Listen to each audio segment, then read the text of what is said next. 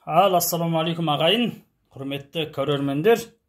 Мынау көптің сұрауы бойынша проходной айырып қосқышты жалғап отырып көрсетші дейді.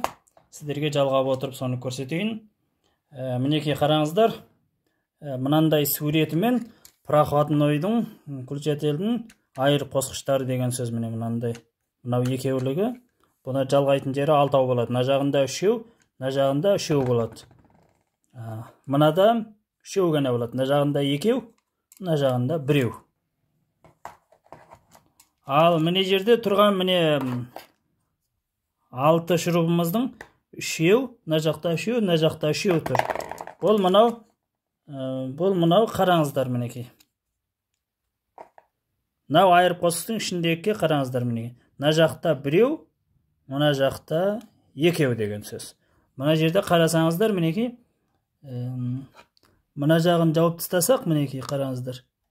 Мына жақта 3 тұр әне. Мына бір жағында 2, мына жағында 1. Тура мына айырып қосқыштағыдай. Ал енді қараңыздар. Мына жағындағы келіп тұрған 1, бұл фаза. Міне мынау фазаға шиқылдап дауыс береді.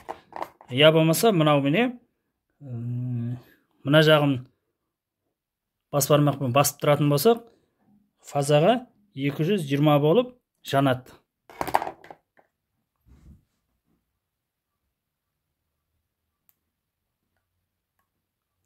Мінекей қараңыздар.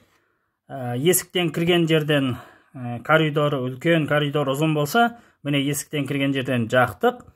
Коридордың келесі бір шетінен өшірдік.